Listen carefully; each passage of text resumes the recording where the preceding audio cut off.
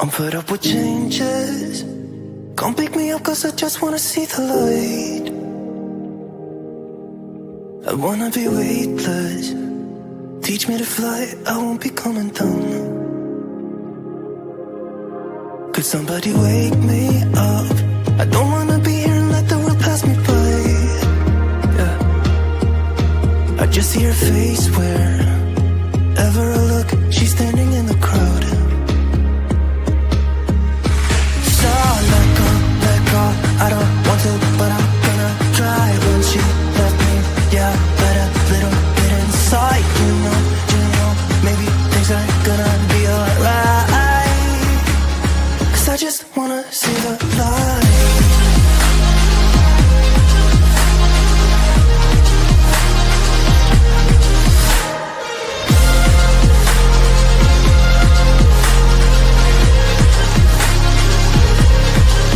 I'm so sick of waiting and getting too restless to be in this dusty town. I've heard of this place where people forget and you get another try. So come open up my door. I don't wanna be here and let the world pass me by. I won't see your face wherever I look. I'm blinded by the light.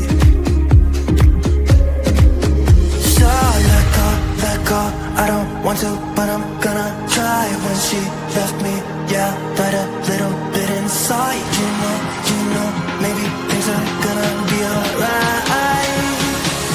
Cause I just wanna see the light. Yeah, I just wanna see the light.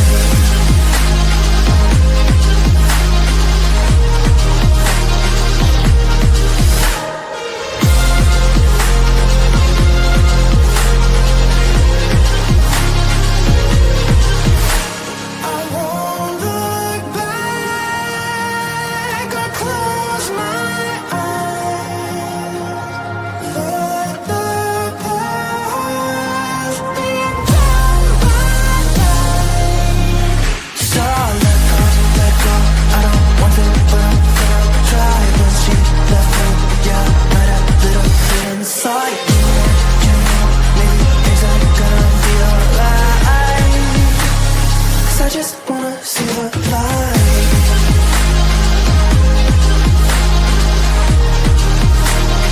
I just wanna see the light.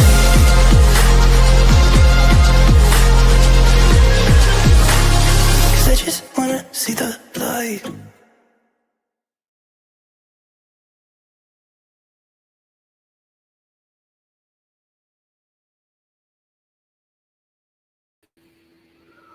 All right. Thanks. Hello, everyone. My name is Hilov Robert Mark, and today is another edition of the Disability Through the Lens. This is where we share our perspective about different disability issues and what affecting people with disability in Africa and around the world. We do invite different guests, disability experts, lawyers, educators to come and give their perspectives and also tell us what is kind of going on in their own country and what are the ideas they can share for other people to learn out there. Remember, there's nothing about us without us. So we must strengthen ourselves and put ourselves in the positions to be able to push our own issues. Today we will have a very esteemed guest, a great man, from Sierra Leone. But before then, James, James, are you there? You're muted. You are muted. Sorry, I'm here Okay. with you. Okay, James, how are you doing? It's been a while since you joined me on the live, and the rest of the team has been busy. There's a lot going on, and you've been helping the students there at the university Faber University to carry out the exam. So how has things been with you there? It has been going on well. Thanks to God, we are done with the exam for now because they are doing in terms of faculty level. So we are done with more than 80% of the faculty exam. Okay. So things are going well. Okay, nice to hear that. Um, Joseph is in the background. So, like I said earlier, today we have an esteemed guest from. He's the president of the Sierra Leone Union on Disability Issues. Is the umbrella organization for persons with disability in Sierra Leone. There, they advocate for persons with disability, and they engaged policy maker, promote inclusion for persons with disability there. So I will now bring Joseph on, and so that we can proceed with the discussion. Oh, Joseph have dropped up. He has dropped off. Um, James, are you there? Uh, okay, yeah, Joseph is back. So I will bring Joseph up. Joseph, how are you? Yeah, I'm fine. Hello. Okay, Can you hear okay. me? Yes, we can hear you. Joseph, Okay. welcome to the show Disability Through the Lens. And this is where we discuss pertinent issues about persons with disabilities, things that are affecting disabled people across the globe. And you are from Sierra Leone there. We have brought you here to give your own perspective and your country perspective as to what you are doing there and what are some of the things people can learn from and as well. Um, Today is May 10th of the year 2025, and we are so excited to have you on board. Thank you for the opportunity. Thank you very Okay, much. all right.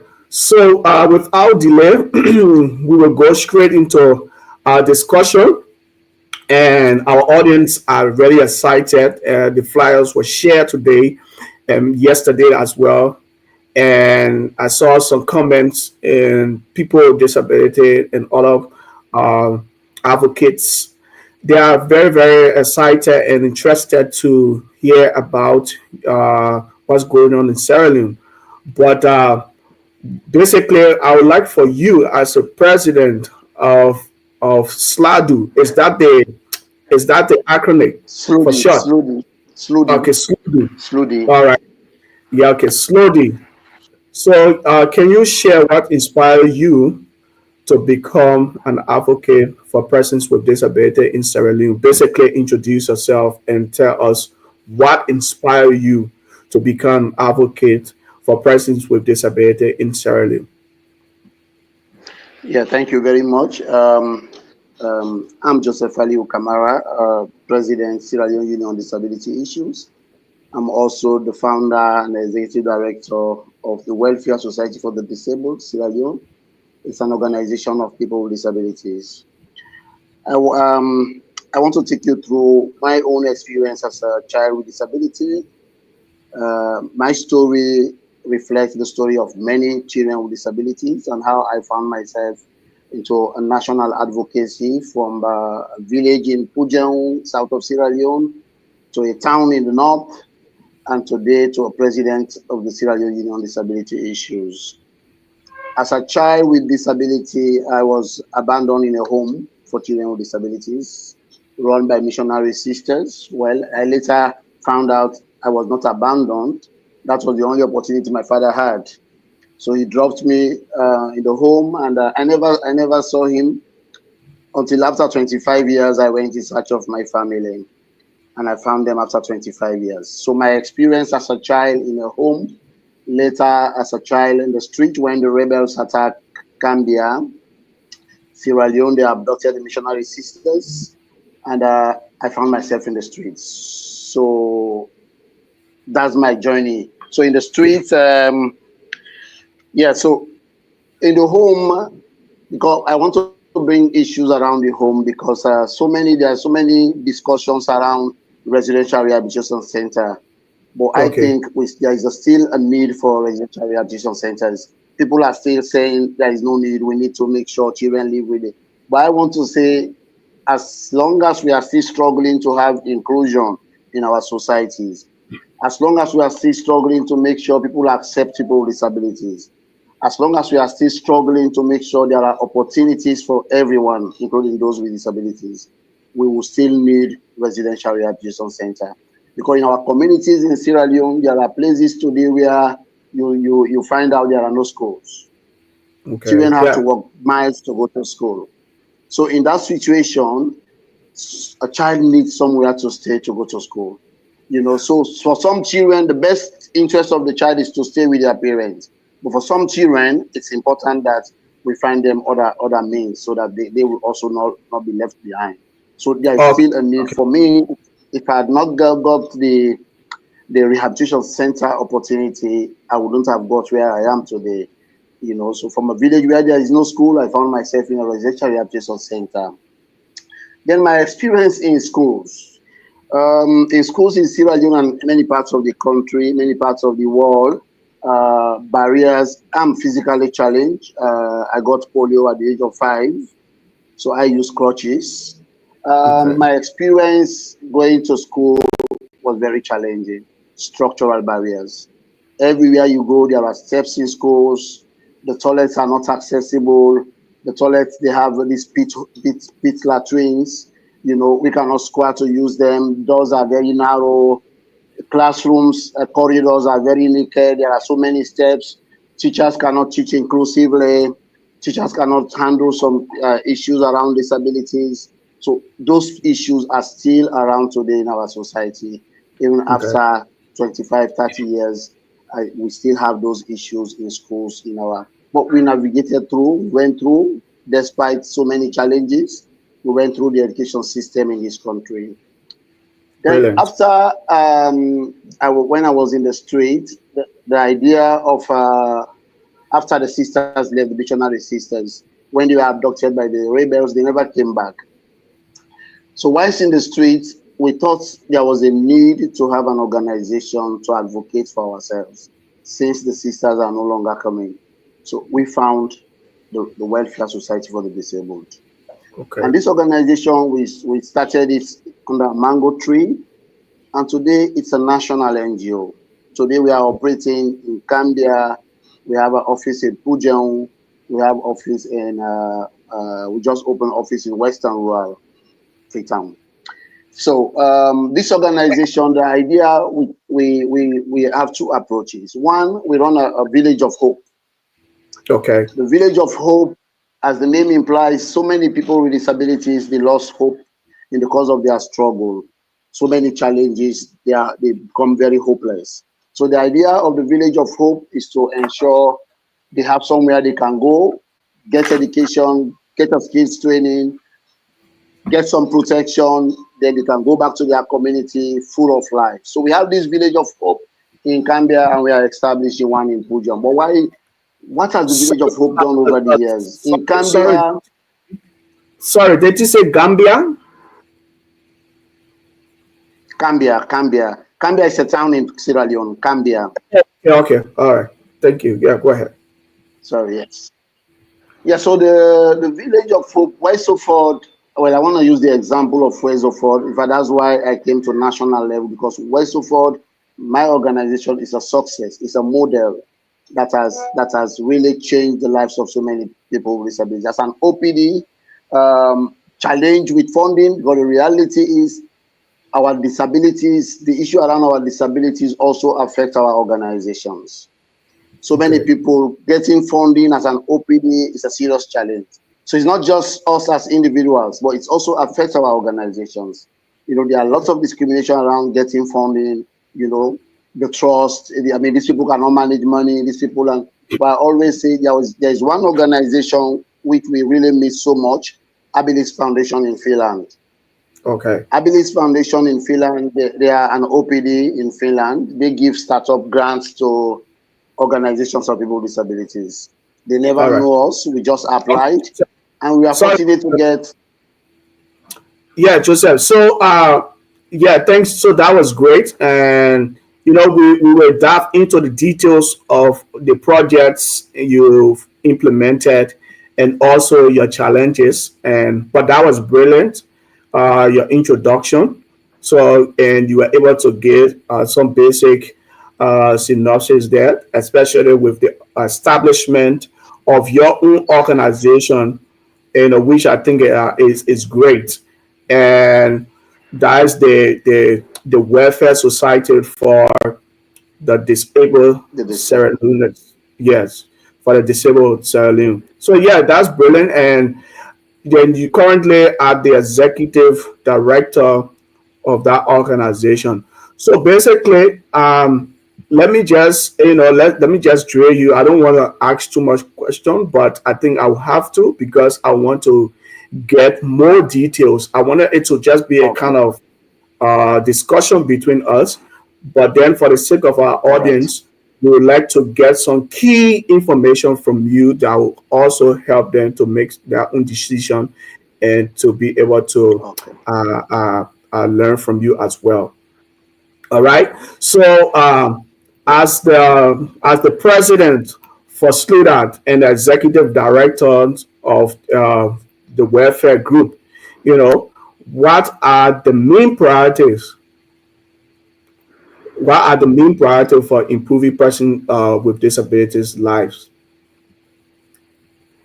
Well, as an OPD before the national SLODI, as the Welfare Society for the Disabled, our main priority is to break barriers for disabilities. So what Okay. what we do, we design projects alongside people with disabilities and their organizations. So the priority really is to build the capacity of organizations of people with disabilities. So that's what Westford is doing, and that's what I also want to scale up in. I mean, as a national president, I also want to scale that up. What I have realized over the years, there are so many OPDs, there are so many organizations of people with disabilities. They do not have capacity. They do not. A lot of them do not even know their own issues. They don't know the issues around disability. They form themselves, and they don't have the support. They don't have the finance. They don't have the knowledge. They don't have the capacity to run those organizations. So over the years, it has been challenging to consolidate our advocacy.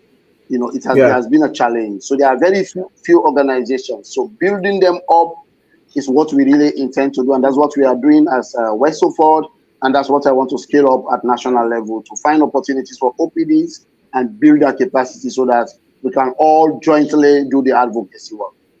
Okay, yeah, that's brilliant. Because it's so important identifying challenges, and that's where I was coming.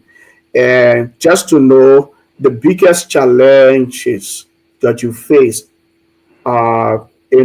as executive director and as a president for the federation there. What are the bigger challenges that you face? And also, I want to hear the successes, your own success story too, that you able to come up with. So our biggest challenge, of course, over the years has been funding. As I told you earlier, organizations of people with disability are challenged. Not so many organizations trust them. Nobody wants to give them the start. Nobody wants Okay, to invest in them to get them started. let me hold you there. Let me just hold you there. Um, you talk about the issue of trust, and I want you to dive into this, a bit. I know you are already trying to expand, but I want you to talk more about the issue of trust. What are some of the reasons that organizations, donors, or partners, don't want to trust disabled people? What can you say about that?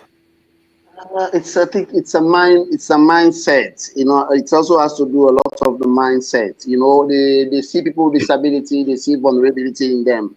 They see them very vulnerable. They see them very poor. So, I mean, if they form an organization, they just see, and likewise, they just feel it's the same thing. I mean, it's a vulnerable organization. We give them money, they cannot account. I mean, they cannot report. They can so they never try them, and nobody wants to give them the first start. So that's the challenge. It's a mindset about people with disabilities. Okay. Although there are cases where people with disabilities, because they don't have the capacity, some do mismanage. I mean, support, but majority is because of the mindset, because of the political will also. The political will. If our national government, their agenda is really geared towards addressing issues around disabilities, they prioritize it. They will also enforce some of these advocacies we are making, to make sure they enforce them, to make sure we have equal opportunities, to make sure OPDs can also get access to grants. OPDs can also run their organizations, because we are complementing the government. Okay. Thank you, there, James and Joseph. James, you've been having some difficulty in joining us. Are you there, James? You're muted. Yes, I'm with you. Oh, okay, that's brilliant. Welcome, my So, friend. yeah, so you and Joseph, you both are from Sierra Leone there. And what do you have to say? Do you have any question for Joseph, and or you have comments before we move ahead? Well, let's keep going. Let's keep going, even though the internet is really misbehaving. So let's keep going. I believe Okay. before the end of. Oh no. So James is having some internet problem there, Joseph. So yeah, It's and challenging. Yeah. yeah, it's kind of challenging. But I want us to talk more about SLODAT. SLODAT is described as the umbrella national organizations for persons with disability in Sierra Leone. You know, and Mm. can you kind of explain its main role, and how it collaborates with other organizations and stakeholders? Yes, so through the Sierra Leone Union on Disability Issues, as you stated, is the umbrella organization of people with disabilities. It's a hub that regulates the operations of organizations of people with disabilities in Sierra Leone. It's also the main body that leads national advocacy. So it's the link between the government, NGOs, and organizations of people with disabilities. So it's a hub. It's intended to support OPDs, to support the government, to support NGOs, to support organizations of people with disabilities, to support Oh, sorry, guys. mainstreaming disabilities in the country. So that's the main oh network. Sorry, are you hearing Yeah, me? yes, I can hear you now. I can hear you. Hello. Yes, I can hear you. All right. So that's the work of Slowly. Okay, so that's the work of Slowly. We are leading the national advocacy. We look for opportunities for people, organization of people with disabilities, specifically those registered with the union. We lobby for them. We try to link them to opportunities. We try to share information to them, because some are in hard to reach communities. So we are a hub that coordinates the activities of organizations of people with disabilities. Yeah. Oh, okay. Yep, yep. And also, Hello. Mm. are you there? Can you hear me? Yeah, Oh no. yes, I am hearing you. Yeah, Oh, okay. Yeah, yeah. I'm Sorry here. about that. Yes, I can Uh, hear you. I'm here. all right. Yeah. So the network is kind of terrible. Hello. And yes, I can hear you also. Hello. Are you there? Can you hear me? Uh, Yeah, the network. Kamara, can you hear me? So, okay. So what we intend to do, as I stated earlier, Sorry. are you hearing me? Yes, I can hear hear. you.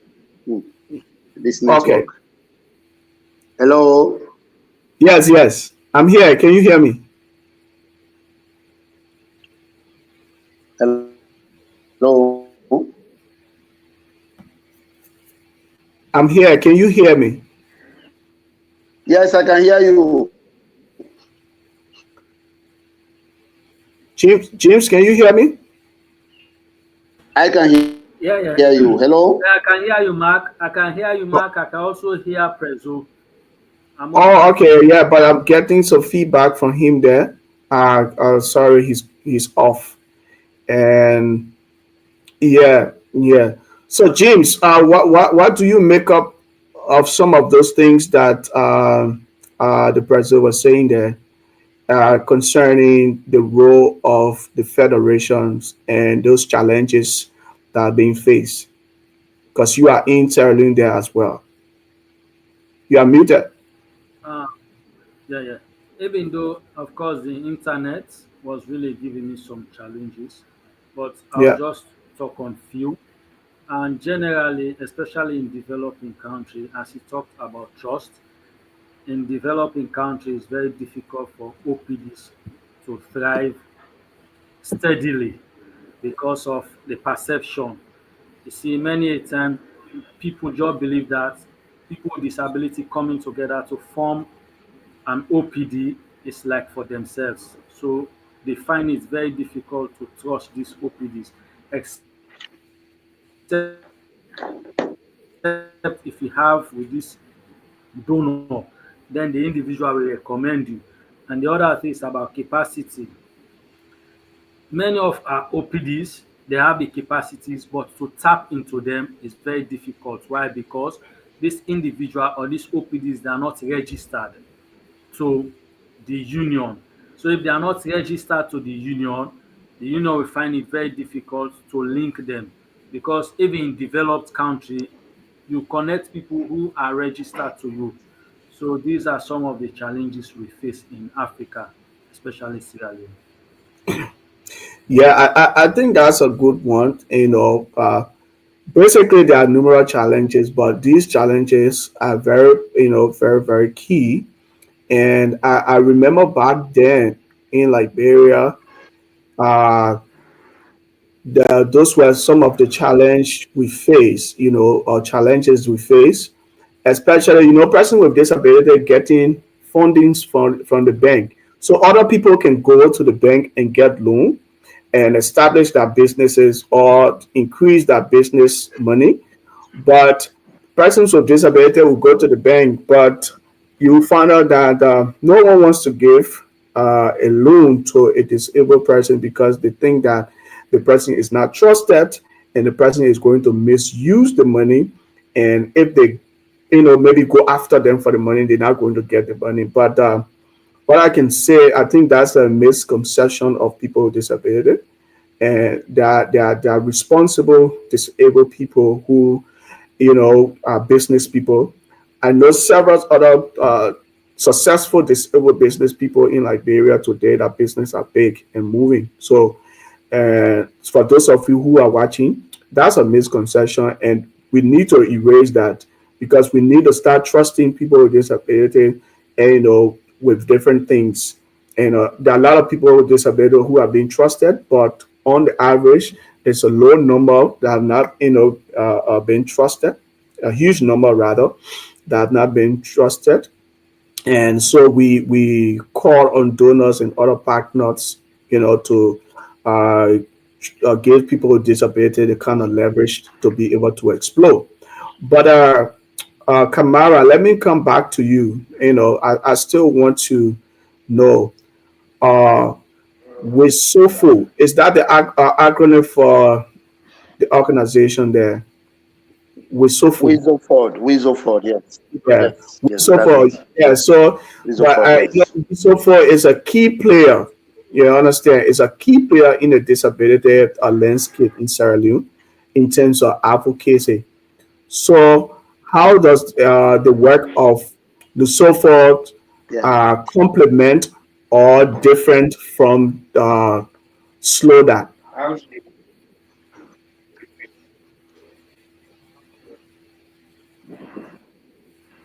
Hello, Yes. are you there? So West Suffolk, of course, is an organization of people with disabilities. The difference is we. Are you hearing me? Yes, yes, yes. Hello. Yes, you are clear now. Hello. You are clear. Go ahead. Hello. Hello. You hear me? Hello.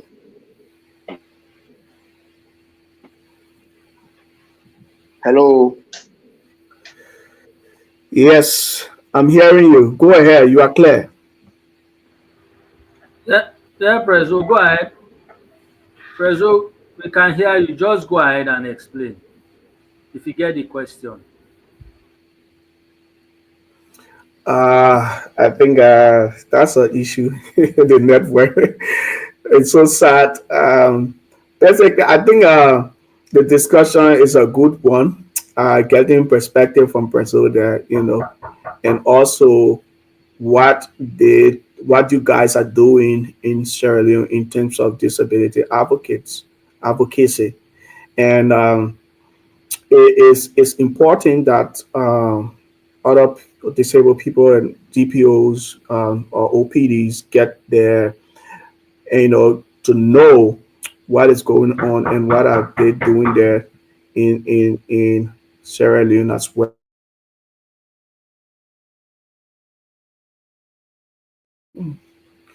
So, James, would you also like to expand on, because I remember I met you before at the Federation office, when we had the project with WAFO, and I guess you also a member of the Federation there.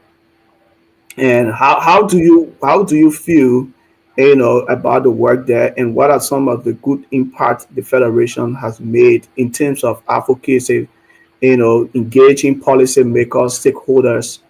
uh, what are some of those impacts you've made there?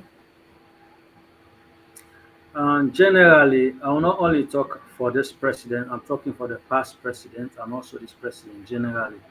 You see, Okay. SLODI, we all know is a big umbrella body of which even national and international organizations they recognize SLODI. When it comes to even the politics, SLODI takes the lead in terms of making government know that we should also have some percentage. For example, in 2018 and 2023 during our election, slowly led the campaign that even some of these political parties they should also give symbol for people with disability, and they should not only give symbol for people with disability where they do not really have support. They should give symbol to people with disability where they believe they will have the votes, like their stronghold. In Africa, in Sierra Leone we call it like your stronghold. So Sludi led the campaign. And also in terms of employment, Sludi is also making a very good move for employers to know that people with disability have the capacity and capability. So you people should employ people with disability.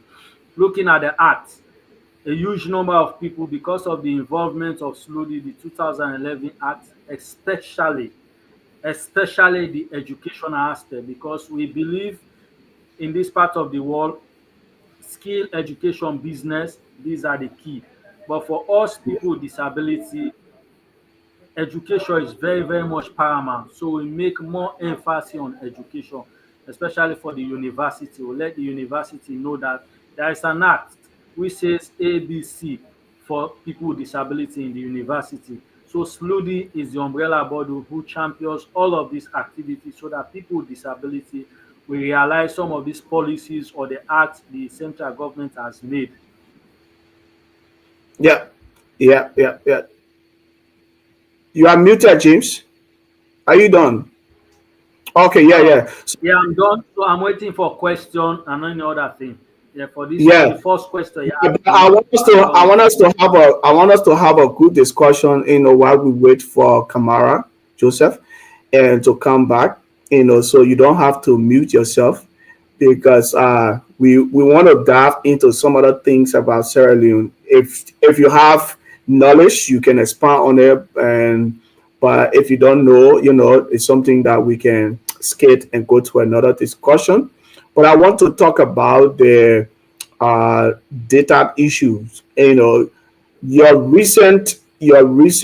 Okay, so Kamara is back. Let me just bring him back on.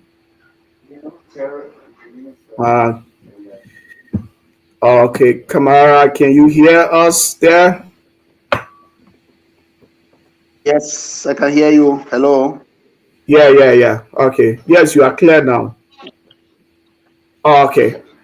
Sorry. So yeah. So basically, Jim and I was just trying to have some discussion, and I came to the issue of data. Your recent data in Sierra Leone there uh, suggests that between two 2.4% and 5% of Sierra Leone's population lives with disabilities.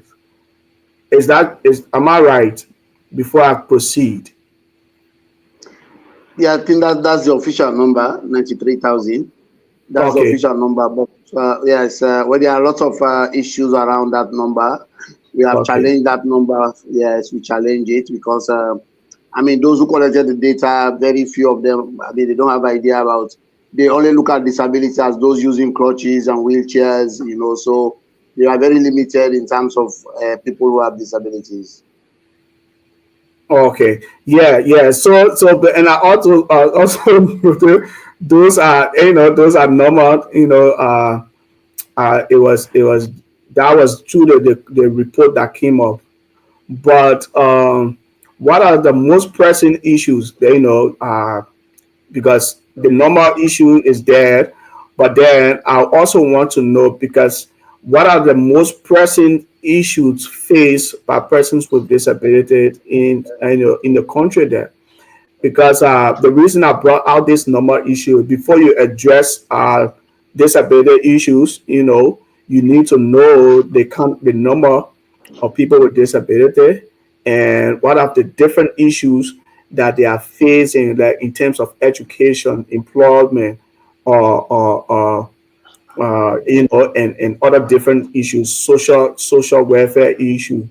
So, what are some of the pressing issues that person with disability facing in Sierra Leone there, from your own perspective?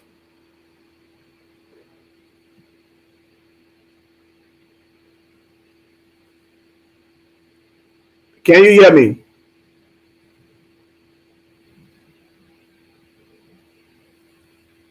Hello, James, are you there? yeah, I'm with you. So Oh, should okay, I okay. also make comment? I'm Okay, back. Prezo is here. Sorry. Go ahead. Go ahead. It's Sorry. Yeah, so I think Westport did a survey some time ago. We did a needs assessment. I think what we realized, the biggest challenge people with disability are facing is getting a livelihood, getting a means of livelihood. okay. That's why in Sierra Leone you still see a lot of people with disability in the streets begging. Many of them don't have a job. Even those who graduate from universities, getting employment is a challenge. So a lot have never gone to school. I mean, it's so challenging getting a means of livelihood. For those really,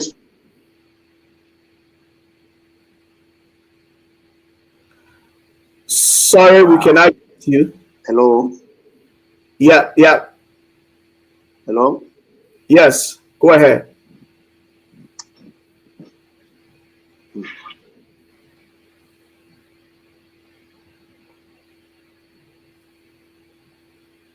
Hello. James, you wanna come in? Uh, like the James, like Salon. we talk about You the pay for pressing service, you issue don't that enjoy the people with service. disability face.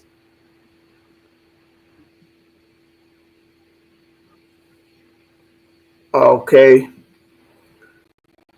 So, should I come in when Prezo comes in? Hello. Yeah, you want to go ahead, President? Yes, yes. So yes, getting a means majority, if by percentage, I think majority of people with disability, a source of livelihood is a very serious challenge. I think the next phase has to do with biggest challenge is social, this society. I mean, of course, even when we have disability act, even when they say you should have free access to medical, even when you should go to school free, we still have people whose chief challenge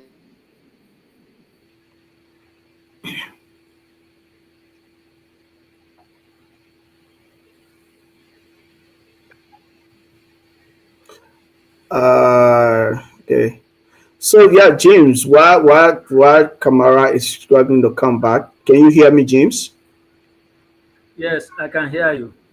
Okay, yeah. So yeah, so he was we're talking about the uh key things that person with disability face, and he continued to flag this issue of welfare, and also looking at stigmatization, stigma, discrimination, and accessibility. These are things that remains major barriers. Those are major barriers for persons with disabilities. And while it is true that the issue of welfare tends to hold persons with disability back because they need to have the kind of livelihood to be able to survive and facing other challenges. You understand? So can you talk about the steps? President, can you hear me? Kamara. Okay, he gone off. And James, are you hearing me? can hear you. Yes. Yeah, I'm on. Okay, so I think the network is kind of disrupting our conversation. So It's I too bad, hope that really. yeah, it's disrupting the conversation, and there's a lot of breaking there. And but I actually wanted to know in terms of the stigma, like we also talk about the issue of misconception, and misconception also come with stigma as well, and discrimination, and the issue of accessibility. These are things that remain major barrier. Uh, so, what are some steps that the federation has taken to address these kind of challenges like stigma, discrimination, and accessibility issue?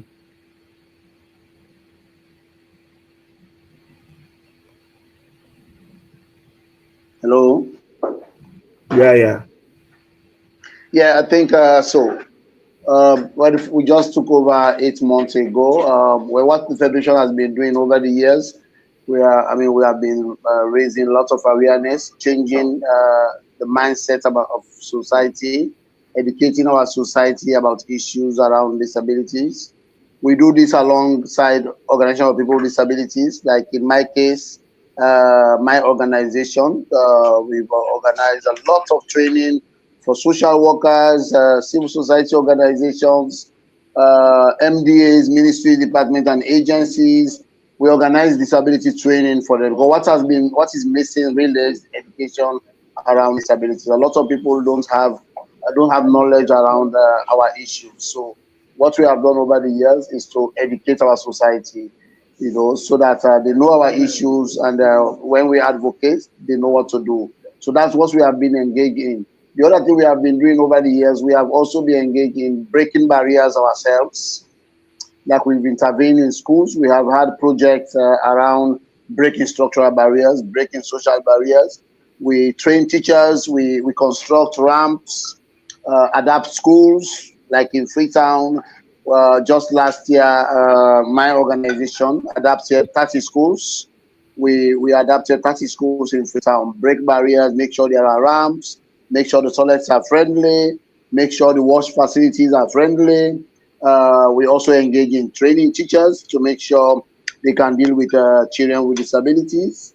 We also train a lot of social workers, the police. We train Comfortable changes. Hello?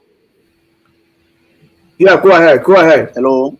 Yes, Yes, go we ahead. train pastors, we train pastors, we train imams, so we also go to that level because we realize that religious institutions themselves are not accessible. A lot of the mosques, churches, they are not accessible. So, and there are positive results from those engagements. We have churches that constructed ramps. We have mosques that also make sure their facilities are accessible. We make sure we attend services and we are given opportunity to make statements in church, to raise awareness in churches, to raise awareness in mosques. I mean, we also did training around identification of children with disabilities to identify their issues. I mean, at an early stage, so that they can intervene earlier to make sure they address the problem.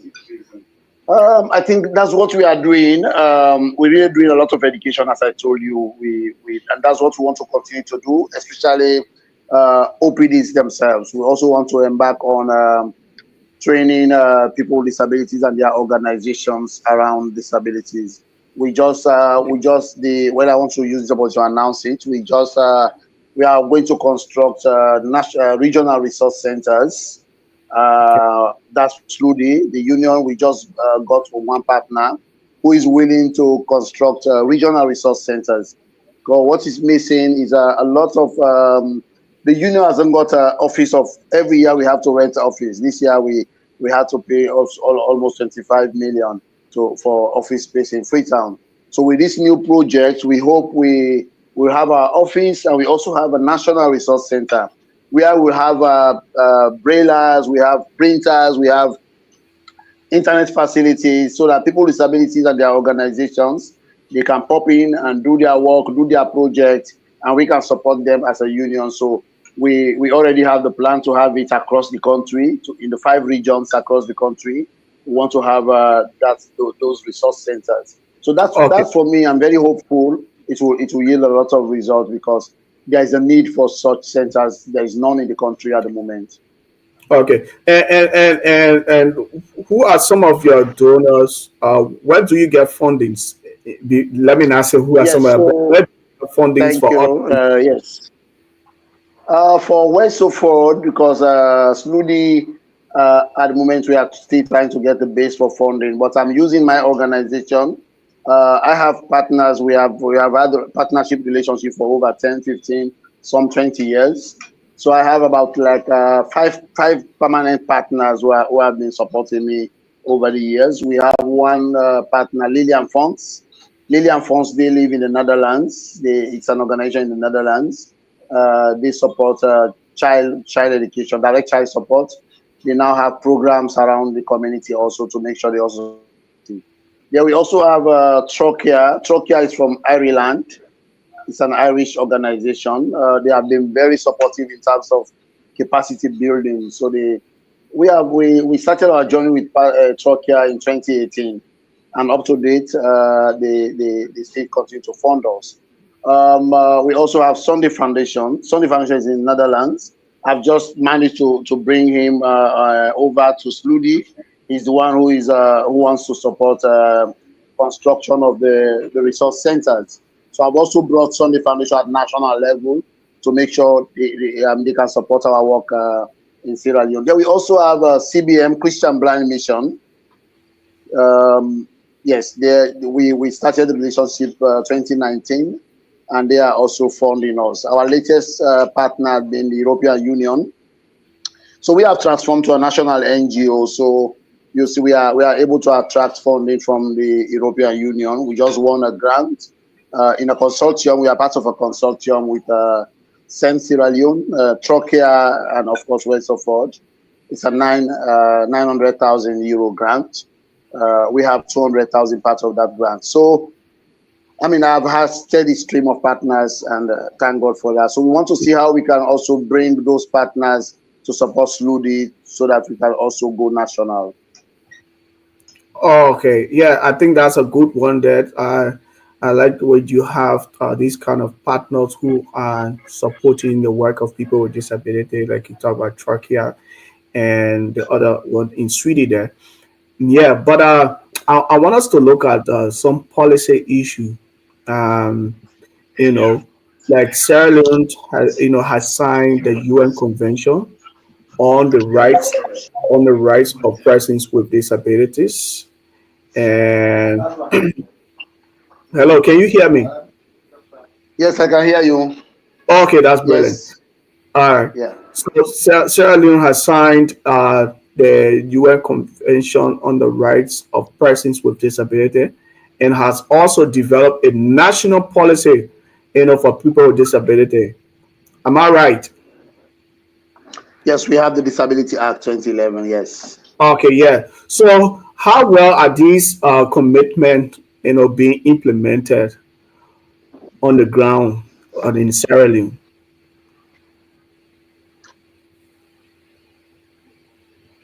Are you there?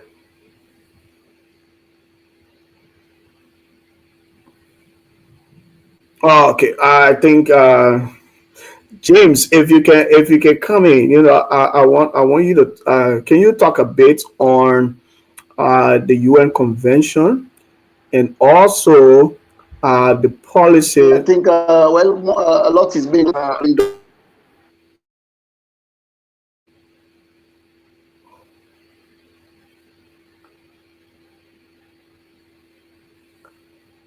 Hello, Kamara, are you there? Yes, I'm back. Can you hear Okay. me? Yeah. Yeah. Did you get the Yes, so question? I was saying a lot has. Yes, I got the question. Okay. A lot has been done, but yes, still a lot needs to be done in terms of implementing the Disability Act. Okay. There are lots of gaps. There are lots of a lot needs to be done in terms of the implementation. The act is there, but implementing it, enforcing it, to make sure things work. Government has made lots of pronouncements: free quality education, free healthcare service. Enforcing some of these statements, enforcing some of these policies has been our greatest challenge, So that's what we need to really work on as a national body, that's to make sure government, does what they said they are going to do for people with disabilities. Okay. Yeah. And thank you there. So, but I want to know some of those, the key priorities in the act there. You understand? Can you tell us some other key issue in the act that that government are tackling and are being implementing to the fullest?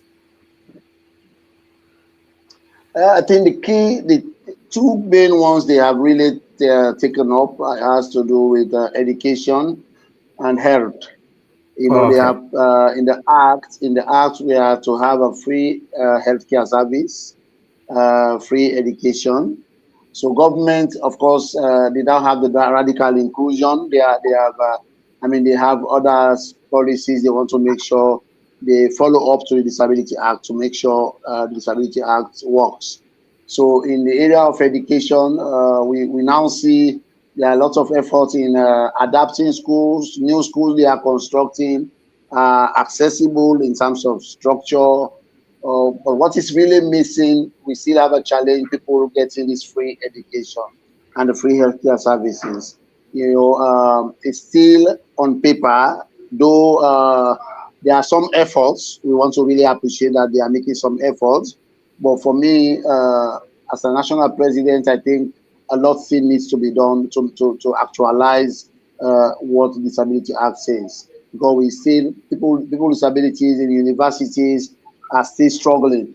Even when they say it's free, they still have charges, So it's not free as they say it's supposed to be, because they still charge people with disabilities to pay some charges, and for some it's still challenging. Accessing the universities, structural barriers is still a challenge. Most Yeah. universities accessing them is a challenge. James can tell you his experience running a center. So it's still challenging. Health-wise, in the area of health, the drugs are there. The challenge is whenever we don't know when the drugs are in the hospital, we don't know when they are finished. You go to the hospital, you ask for support, they will tell you there are no drugs. So the issue, the challenge is people with disability will travel all the way. They spend their last penny to go to the hospital just to be told the drugs are not there. So that's the challenge we are facing. So the health centers are also not accessible. Health officials don't have the training to handle disability issues. So there are a lot of gaps. Okay. And have you been able to come up with some advocacy strategy to engage the health workers, and also uh, educators in terms of getting the kind of necessary training to be able to deal with disabled people? Sorry. But there are lots of efforts around non-governmental organizations and also OPDs. There are OPDs organizing training. As I told you earlier, my organization has organized several trainings for healthcare workers, for teachers. We train teachers. We have school clubs. We organize disability advocacy groups in schools. We have subgroups in schools we have established in some schools to help us raise awareness in schools. We have engaged in training teachers. We have engaged in training healthcare workers. So similar training are also going around the country. And SLUD is also working where we are designing. As I told you, we just took over 8 months ago. We are designing proposals, which we hope when we scale them out, will really engage in a robust advocacy around education and health. We are working on something we call DISAM Sierra Leone, Disability Awareness Raising and Mainstreaming. So it's a project we are putting together. We call it DISAM. It's about changing the mindset. It's about raising awareness. It's about mainstreaming disability across. Thank you. James, just so you can have a piece on this one, can you come in and James, are you there? Yeah, I'm with you. Okay, yeah. Yeah. So I want you to talk a bit about the issues of education there. I know you are with the university, and how can you say something around how the policy issue has been able to affect education positively? Yeah, there are a lot of positive things when it comes to education. But however, as my preso said, the implementation of some of these policies are really the problem. What do I mean? You see the policy, let me say the act will say people with disabilities should have free education.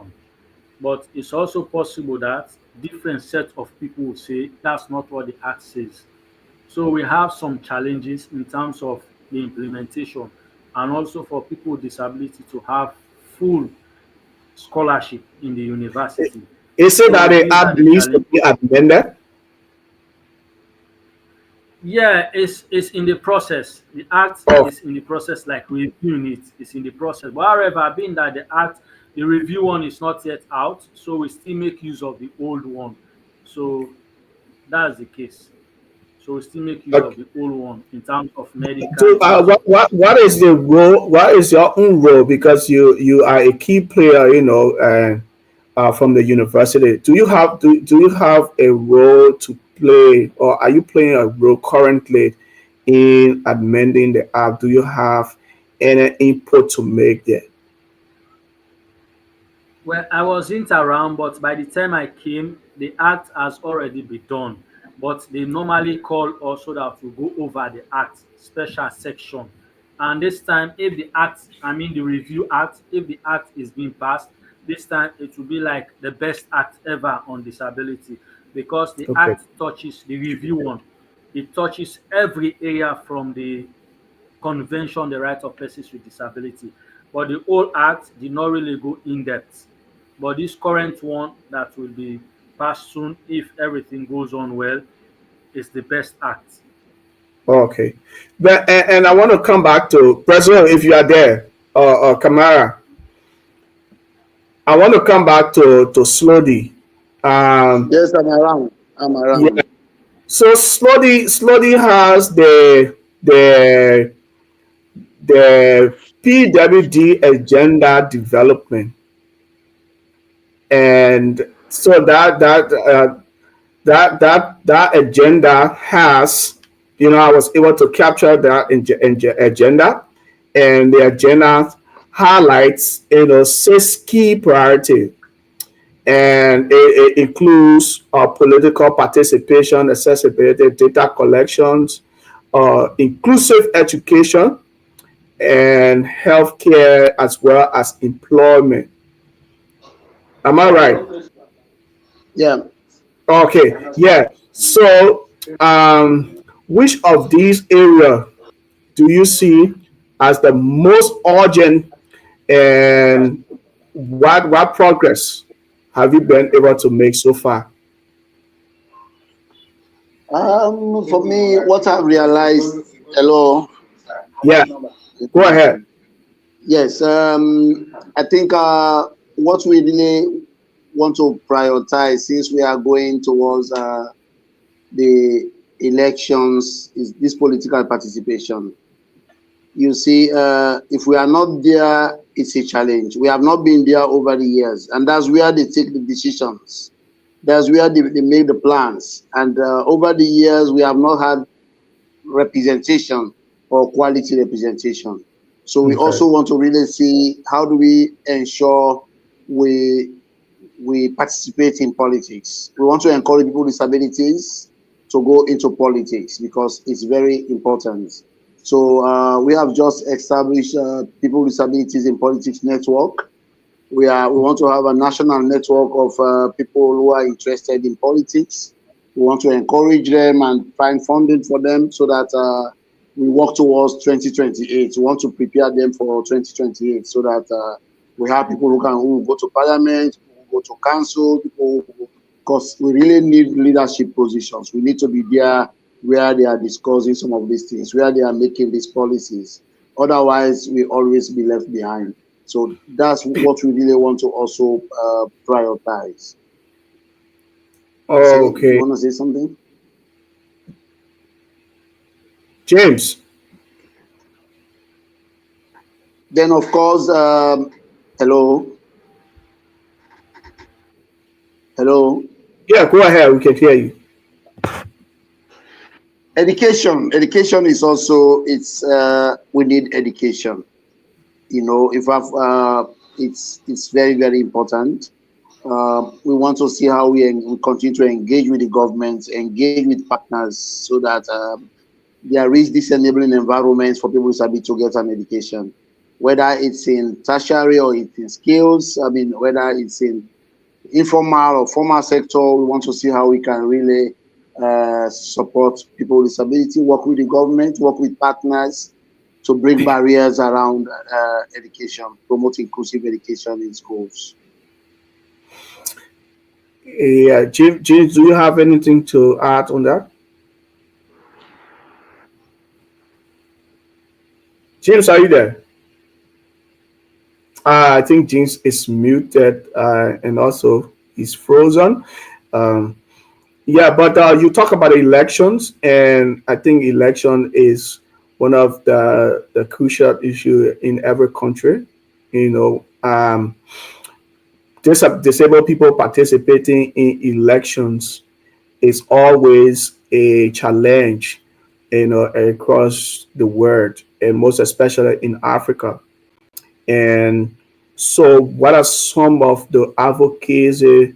I know you already, spoken about,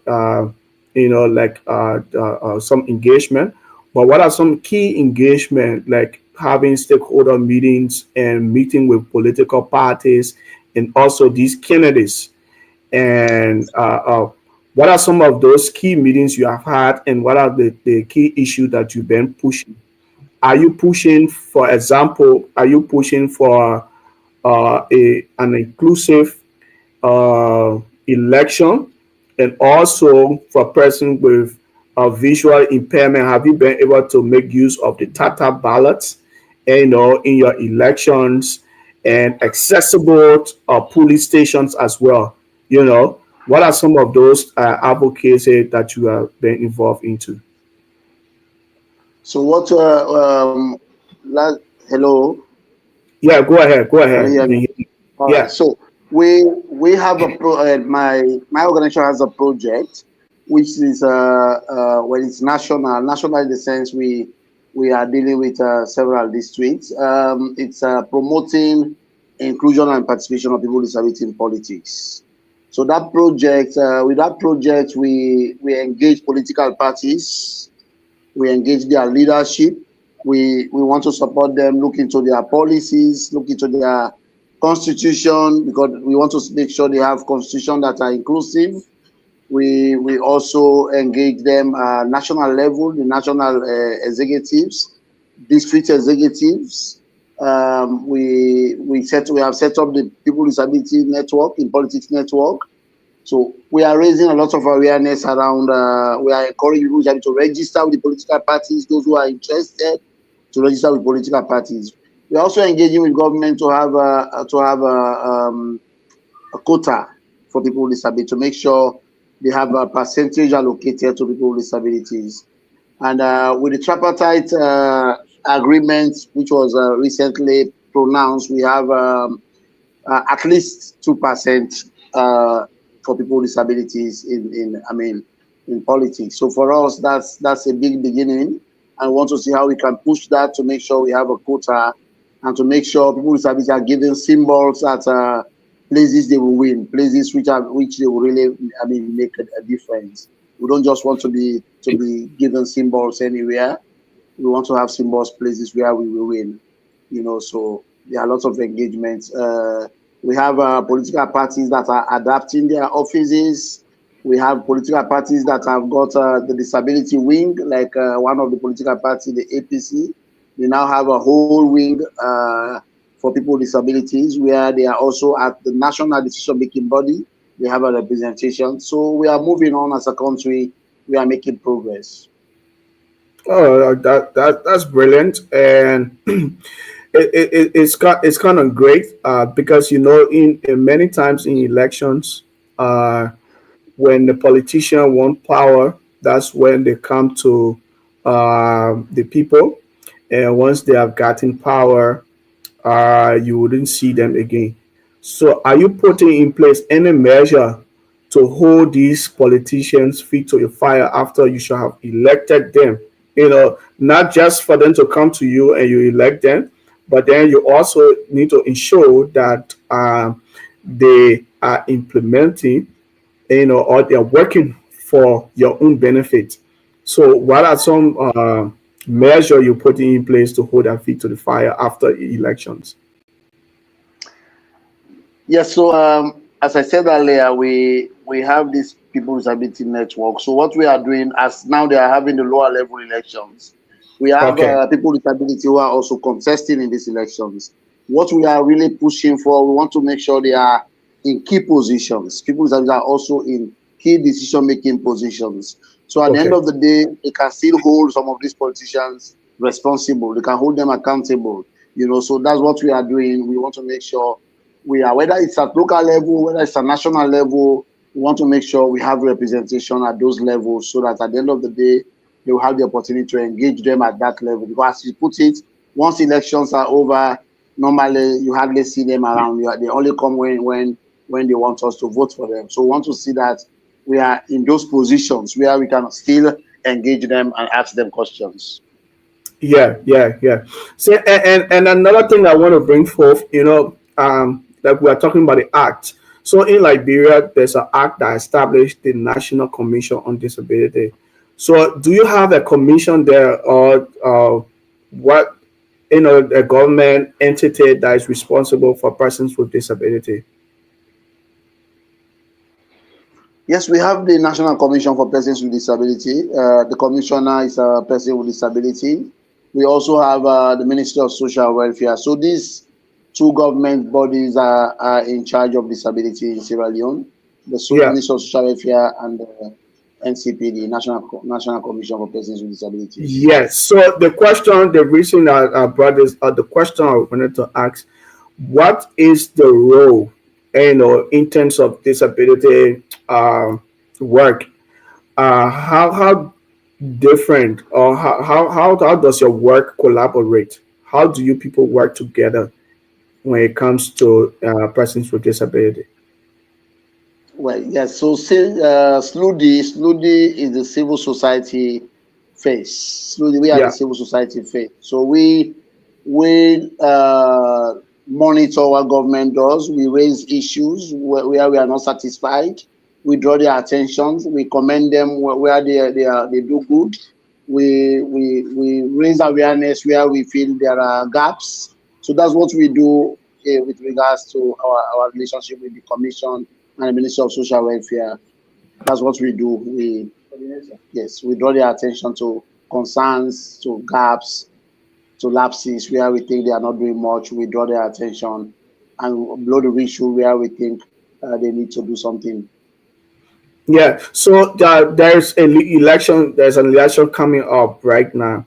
So what are some of the major impact are the commissions and the social welfare has made in the lives of persons with disability, or what are some of the gap this time around that when you are electing somebody or another person, what are some of the issues that you want for them to also touch base on and to prioritize? I think what we have been engaging, and that's what we want to continue to do, is to really make sure disability issues are mainstreamed. We Okay. don't want to see issues around disability being a welfare issue. We don't want to see it to be an issue of the Ministry of Social Welfare, because that's what it is. That's what it looks like now in Sierra Leone.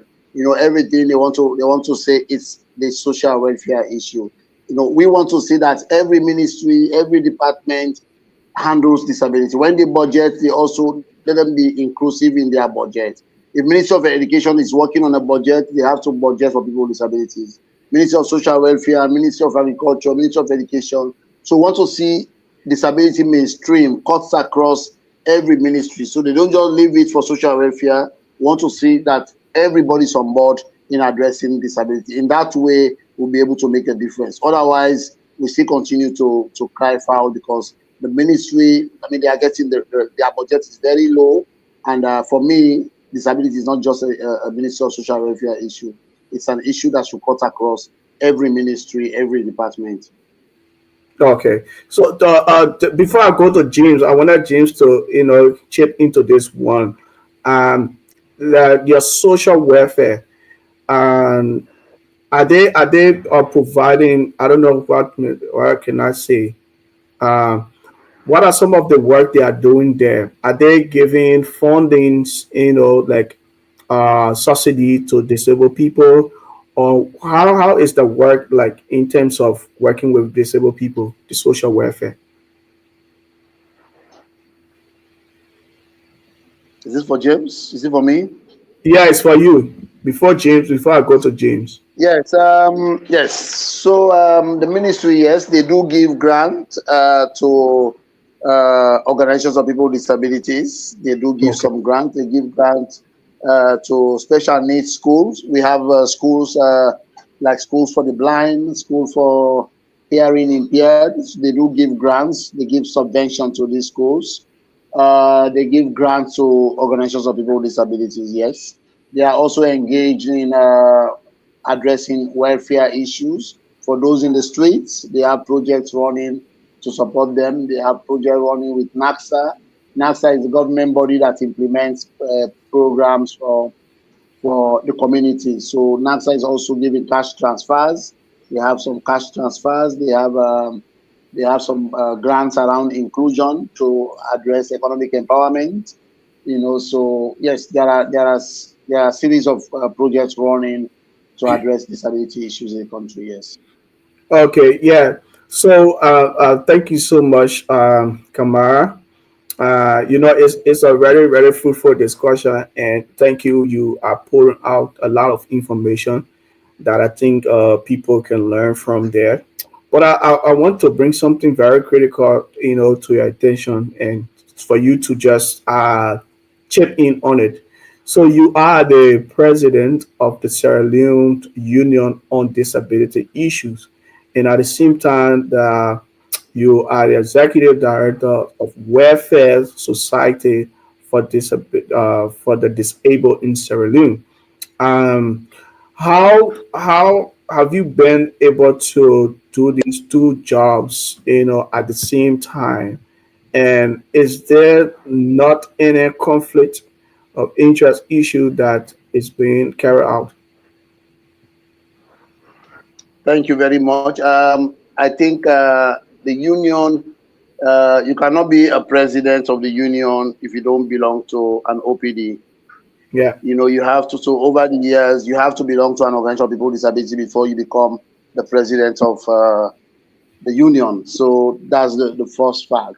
Another one is that what actually brought me to SNUDI to national level is the fact that over the years, in my little corner, I have achieved so much. I've done so much, but I was very serious. I was challenged in so many areas. There are lots of things that I am from the provinces. I've lived in the province throughout my life. I just moved to Freetown because of this position. So the challenge has been some of the things when you challenge them at district level, they will tell you it was planned in Freetown, it was planned at national levels. We have no option. This is how it's planned. So a lot of things have changed in my district. In my district, they hardly hold meetings without including people with disabilities. But most times when they have national implementation, when they have implemented programs at national level, when they bring it to our district, they will tell you it's been decided in Freetown. So I realized we need to see this, what I'm doing in my district. How do I support to make sure we scale it up at national level? So my organization, it's a national NGO. So whether I'm there, I'm not there, it's still running. We have a very effective team.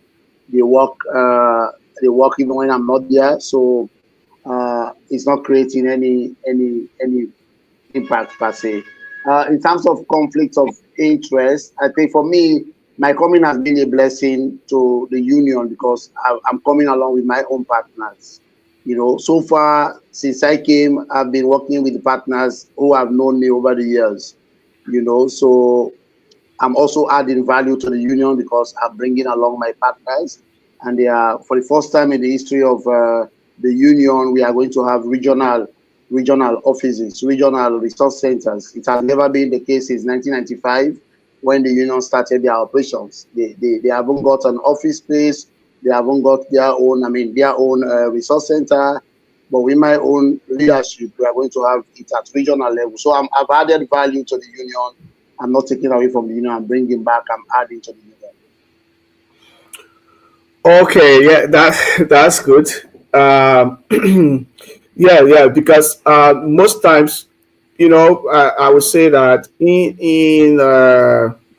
I know it's an African thing, right?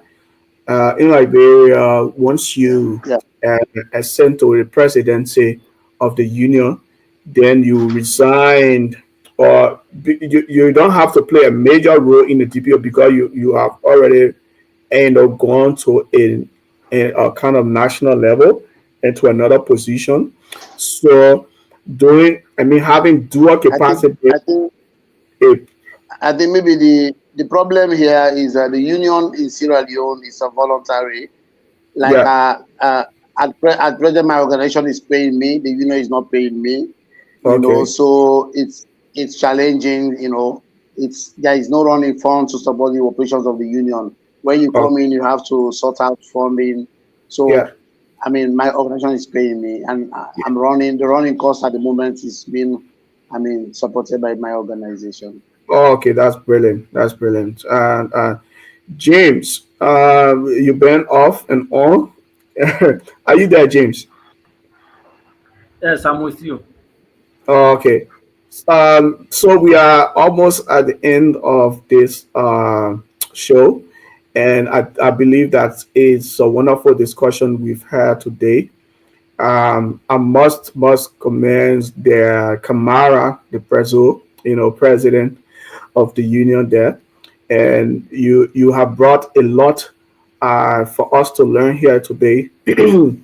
And James, just before we move ahead and go to our parting statement, what you've heard the discussion, and we talk about the election issue, and I wanted to ask you about that. And in your mind, what are some key issues? I know President already flagged some issue, but you, since you deal with a student with disabilities, what are some key issues you want for the new government, that will be coming back, or maybe the same people might come back, but what are some of the key issues that you want them to tackle, and, to uh, for them to tackle for persons with disability? Yeah.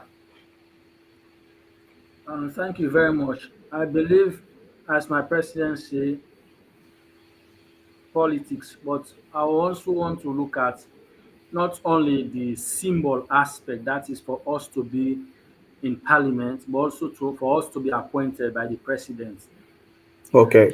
It's not a comparison, but if we look at Sierra Leone, if we talk about the vulnerable set of people, talk about women, children, and people with disability. Women and children, they are far ahead of people with disability in all areas, even when it comes to parliament, when it comes to decision making, or every appointment from the president or any other area.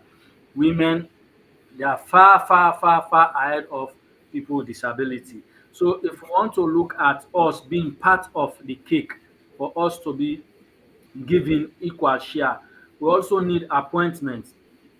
It's good to be appointed as deputy, but it's also good to be appointed as minister, because if you are appointed as minister, when you talk about cabinet sitting, you sit there, you know really what is going on. You also bring your own part of discussion. That's your own suggestion. How your own suggestion will develop people with disability. We also look about the employment. Uh, when I was properly into the advocacy before I am currently in this position, my problem was this. You see, they will say people with disability, first they will say women are strongly advised to apply. Of late, they Yeah. say people with disability strongly advised to apply. But even as that, if you say people with disability are strongly advised to apply, there is no office. Let me say there is no desk. That's why the disability Act say we should have disability issue units in every organization. So, for example, if I want to apply in terms of job, who are the people that I'm going to give my CV or my application letter so that they will take it, put it somewhere? In Sierra Leone, women women are unique. For example, if you say Mabinti, you know that this is a female name. But if you say James or Mabinti, you cannot tell if the individual is a disabled or not a disabled. So that's why it's good for this organization to have a special individual who is there just to take care of people with disability. For example, at Frabe College, when you talk about disability issue, they know that there is a center and somebody is running that center. So there is no mix up. So if you want to talk about education, the government, incoming and also the present government, they also need to put attention to education. They need to put attention to the acceptance aspect. Most of these communities, when they take decision, they don't even consider people with disability. One, they find it difficult to accept people with disability that they have the capacity and capability to deliver. So if you have issue in terms of accepting people, you also have issue to include the people, and you also have issue for the people to participate. So these are the three areas that government should really think about. Not only accepting people, they should also include people with disability, and they should also allow people with disability to participate in all area of their activity. Thanks there, James. That I think that's a brilliant one, and that's what we've been able to push to as well. Because if you are accepting, you say, okay, yeah, we accept these people, but why can't you include them? All right. So also in including, you need to also provide the necessary support, so that they are able to carry out the task. Because if these supports are not provided, for instance, assistive technology, you can make a person a deputy minister and you just leave him like that. So you need to provide the kind of material for him to be able to carry out his task as well. You understand what I'm saying? So yeah, but those are all key issues that we think we need to flag. And like I always say, disability issue are cardinal issue, and we ourselves as people with disability needs to push these things. We need to champion our own issues because we can do it best. You understand? Because we have been faced with the challenges and impairment as well. So yeah, but I think it was a good show today, and I want to say thank you to Kamara and you, James, as well, for coming up today. Also giving the kind of information that you give out there today about Sierra Leone. I think you are doing a great job, Kamara, and we might invite you another time, bringing in the Federation president from Liberia, so that you both can share ideas, the kind of best practices and that kind of media, and also people from Nigeria, Ghana as well. We can all come together to share ideas, to make sure that disabled issues are improved in these different countries. So I would like to, Kamara, if you could just give your parting statement. What's the final word that you want to say to the audience there and the people who are listening to you in Sierra Leone? And what do you have to say lastly? Thank you for the opportunity. We remain committed to supporting people with disability in Sierra Leone. We look forward to regional engagement, as you put it. So we share experience. We look forward to an opportunity to know other leaders from other parts of the world, other parts of the region, so that we see how we can collaborate and support our work, support each other. That is very important. I hope this discussion will bring us to that level where we can all engage and discuss, share experience, and see how we can all tackle disability issues in the region and in the continent. Thank you so much. James? And thank you very much, Mr. Mark, and also want to thank my president for making it a very good engagement, because it's very busy, and I'm really happy, even though the internet was really misbehaving, but as time goes on, it will be evolving into different discussion. Thank you very much, my president. And for the disabled community, thank you very much. I really want the disabled community to put their head up, meaning they really need to be educated. For me, I've been saying it, in Africa and also in developing countries, minus education, you are nowhere to be seen. Even if you're fortunate to become a very big business person, it's possible one day the business will just collapse. If it's possible for you to become a very skillful person, it's possible that one day they will not contact you any longer. But when you are educated, education will move you from one country to another. Education will also make government people to recognize you. So I'm also asking the disability community, no matter what is going on, please concentrate on education, press very hard so that you'll be educated. Thank you very much.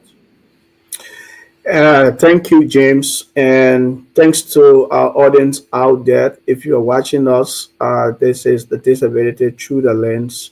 Is where we share perspective of disability issues. We invite lawyers, advocates, service provider, and to come and share their own perspective. And today we had with us Kamara Joseph Aliu, who is the president of SLUDAT in Sierra Leone. That's the Federation for People with Disability. And we want to say thank you. Wherever you are, this is the time where we are leaving you, and we look forward to see you next month, the second Saturday. Thank you so much, guys. You are dismissed. Bye-bye. I'm fed up with changes. Come pick me up, cause I just wanna see the light. I wanna be weightless. Teach me to fly, I won't be coming down. Could somebody wake me up? I don't wanna be here and let the